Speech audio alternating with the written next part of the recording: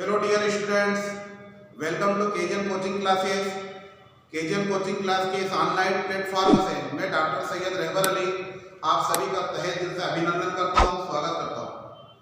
Dear students, आज की इस लेक्चर में हम कक्षा 12वीं के केमिस्ट्री के अध्याय 2 विलियन में बर्कले-हार्टले विधि को पढ़ेंगे। बर्कले-हार्टले विधि का एक प्रश्न या इस विलियन चैप्टर से एक प्रश्न परीक्षा में जरूर पूछा जाएगा। प्रश्न परीक्षा में पूछा जा सकता है, बर्कले-हार्टले विधि का वर्णन निम्नलिखित बिंदुओं के आधार पर कीजिए। नंबर 1, परासरण दाब की परिभाषा। नंबर 2, विधि का संक्षिप्त वर्णन। और नंबर 3, विधि के लाभ। तो आइए शुरू करते हैं बर्कले-हार्टले विधि। डियर स्टूडेंट्स, बर्कले-हार्टले विधि परासरण दाब ज्ञात करने की एक बहुत ही महत्वपूर्ण विधि है।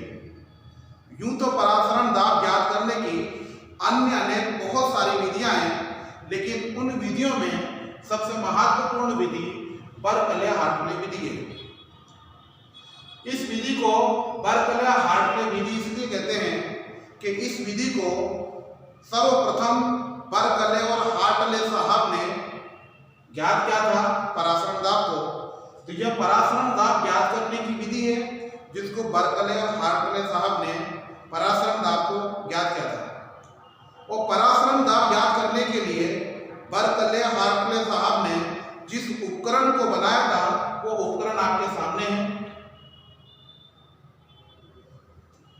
उन्होंने इसी उपकरण की सहायता से परासरण दाब ज्ञात किया था। तो आइए परासरण दाब ज्ञात करने से पहले हम कुछ पदों को समझते हैं, जिससे कि इस विधि को समझना बहुत आसान हो जाएगा।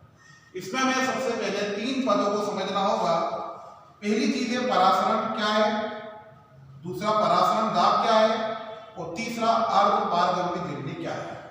तो सबसे पहले हम समझते हैं अर्धपारगम्य झिल्ली, यानी सेमी परमिएबल मेम्ब्रेन्स। किसी भी ठोस या द्रव की पतली सतह या बहुत बारीक सतह या महीन सतह या पतली लेयर को हम झिल्ली कहते हैं। यानी झिल्ली किसी भी पदार्थ की, चाहे वह ठोस हो या द्रव हो, उसकी बारीक जो परत होती है, जो बारीक जो लेयर होती है, उस लेयर को हम झिल्ली कहते हैं। और वह झिल्ली जिससे होकर सारे पदार्थ आर पार निकल जाए, उस झिल्ली को हम पूर्ण परागम्य झिल्ली कहते हैं। यानी जितने भी पदार्थ हैं, अर्थात विलय और विलायक के कण उसके आर पार चले जाएं, तो वह कहलाएगी पूर्ण परागम्य झिल्ली।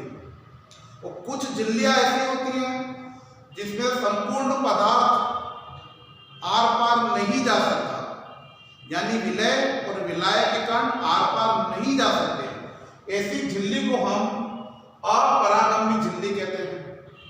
और इसके अतिरिक्त कुछ झिल्लियां ऐसी होती हैं जिससे होकर विलय और विलायक में से विलायक के कण आसानी से चले जाते हैं। ऐसी झिल्ली को हम अर्धपारगम्य झिल्ली कहते हैं। इसका कारण क्या है, विलायक के कण ही क्यों निकलते हैं?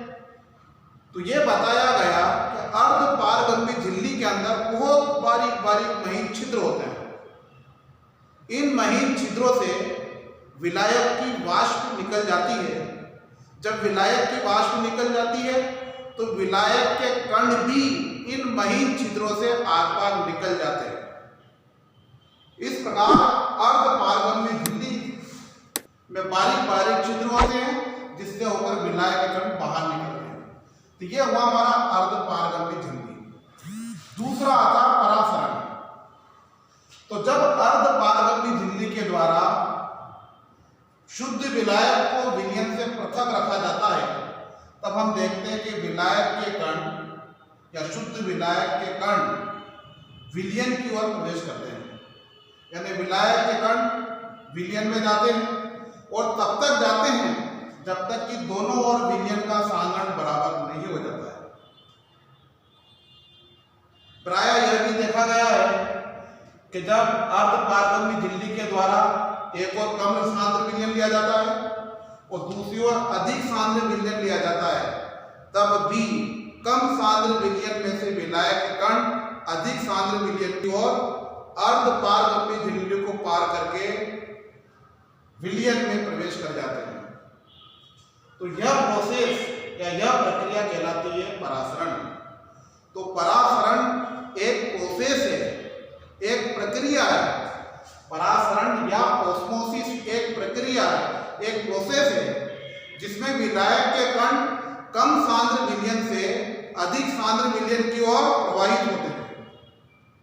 और जब हम इस पर इतना न्यूनतम दबाव डालें कि यह परासरण की क्रिया रुक जाए, तो वो डाला गया न्यूनतम दबाव या न्यूनतम दाब परासरण दाब या ऑस्मोटिक प्रेशर कहलाता है। तो आइए हम शुरू करते हैं कि बर्कले हार्टले साहब ने जो विधि बनाई थी उससे हम परासरण दाब किस प्रकार से ज्ञात करेंगे। तो सबसे पहले हम उनका बनाई हुई डिवाइस या उपकरण को समझते हैं। इसके अंदर एक पोरस पात्र यानी एक सरंध्र पात्र होता है। इस सरंध्र पात्र के अंदर बारीक बारीक छिद्र होते हैं जिसके अंदर कॉपर फेरोसाइनाइड की पतली सी झिल्ली जमा देते हैं। इसके दाएं बाएं लेफ्ट और राइट में यानी एक तरफ में केशिका नली होती है, दूसरी तरफ में कोटिदार नली होती है, जिससे हम इस कोटिदार नली से इसमें विलयन भरते हैं। ये जो पोरस पार्ट होता है एक बेलनाकार बर्तन होता है, उसके अंदर फिट रहता है और इस बेलनाकार बर्तन के अंदर भी एक दाब मापा यंत्र और एक पिस्टन लगा रहता है। ये तो हो गया उपकरण का वर्णन। अब हम विधि को समझते हैं और विधि को पहले हम समझते हैं परासरण दाब की परिभाषा। परासरण दाब वह द्रव स्थितिक दाब है। परासरण दाब वह द्रव स्थितिक दाब है जो विलयन को विलायक से पृथक करने पर उत्पन्न होता है। इस विधि में एक सरंध्र पात्र होता है। इस सरंध्र पात्र में बारीक बारीक छिद्र होते हैं। इन बारीक छिद्रों के अंदर हम विद्युत विधि के द्वारा कॉपर फेरोसाइनाइड की पतली झिल्ली जमा देते हैं। ये कॉपर फेरोसाइनाइड की पतली झिल्ली जो इसके अंदर जम जाती है, यह अर्ध पारगम्य झिल्ली का कार्य करती है। इस सरंध्र पात्र के से हम एक तरफ केशिका नली लगा देते हैं और दूसरी तरफ हम कोटिदार नली लगा देते हैं और इस कोटिदार नली से हम इस सरंध्र पात्र के अंदर जल यानी कि विलायक भर देते हैं। फिर हम इस सरंध्र पात्र को एक बेलनाकार बर्तन के अंदर फिट कर देते हैं या स्थिर कर देते हैं, जिसके अंदर एक दाब मापक यंत्र यानी प्रेशर गेज और एक पिस्टन लगा होता है। और इस बेलनाकार बर्तन के अंदर हम उस विलयन को भर देते हैं जिसका परासरण दाब हमें ज्ञात करना होता है। हम देखते हैं कि जब विलयन को विलायक अर्थात जल से पृथक रखा जाता है, कुछ समय बाद परासरण की क्रिया प्रारंभ हो जाती है। समझ में आ रहा है? क्योंकि विलयन विलायक से पृथक रखा है तो परासरण की क्रिया शुरू हो जाती है और विलायक के कण कम सांद्र विलयन से अधिक सांद्र विलयन की ओर प्रवेश करते हैं। जब ये कण कम सांद्र विलयन से अधिक सांद्र विलयन की ओर प्रवेश करते हैं अर्थात परासरण की क्रिया शुरू होती है, उसके पहले हम इस केशिका नली का प्रारंभिक तल नोट कर लेते हैं कि ये कहां तक रहा है। जब परासरण की क्रिया शुरू होती है तो कण निकलकर विलायक कण निकलकर विलयन में प्रवेश करते हैं, तो इसका जो तल होता है केशिका नली का तल गिर जाता है। तो हम इस दाब मापक यंत्र से या इस पंप से इस पर इतना न्यूनतम दबाव डालते हैं कि वापिस हम अपनी प्रारंभिक स्थिति तक आ जाए। जैसे मान लीजिए पहले यहाँ था, यहाँ आ गया, तो यहाँ से यहाँ आ गया। तो इस पंप के द्वारा इस पर लगाया गया न्यूनतम दाब ही परासरण दाब है। इस प्रकार हम कह सकते हैं कि परासरण दाब वह न्यूनतम दाब है या परासरण दाब वह दाब है, वह द्रव स्थितिक दाब है जो विलयन को विलायक से पृथक रखने पर उत्पन्न होता है। तो ये इस प्रकार से इस विधि का वर्णन कंप्लीट हुआ। अब आइए हम समझते हैं इस विधि के लाभ या उपयोग क्या है। तो इस विधि के अनेक लाभ हैं, जिसमें सबसे पहला लाभ तो यही है कि इससे आसानी से कम समय में ही परासरण दाब ज्ञात हो जाता है, क्योंकि दाब मापक यंत्र की सहायता से हम इसको ज्ञात कर लेते हैं। इसलिए दाब ज्ञात करने में सबसे कम समय लगता है।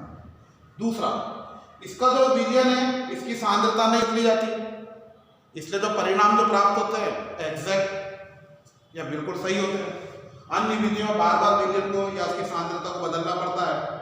इस विधि में सांद्रता को बदलना नहीं पड़ता है, इसलिए तो परिणाम होते शुद्ध प्राप्त होते हैं। तीसरा ये है कि साम्यावस्था शीघ्र स्थिर हो जाती है, क्योंकि जैसे ही विलयन विलायक के संपर्क में आया परासरण की क्रिया शुरू हो जाती है और कुछ समय बाद साम्य शीघ्र स्थिर हो जाता है। चौथा ये,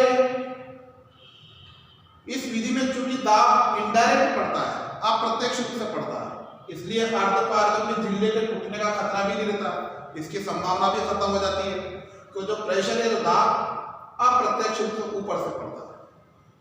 और सबसे लास्ट और महत्वपूर्ण, ऐसे विलयन जिनके परासरण दाब का मान बहुत उच्च होता है, उसका परासरण भी हम इस विधि के द्वारा ज्ञात कर सकते हैं। तो आई होप आप सभी के समझ में आ गया होगा। Please have a note on it, इसका चित्र बना लीजिए।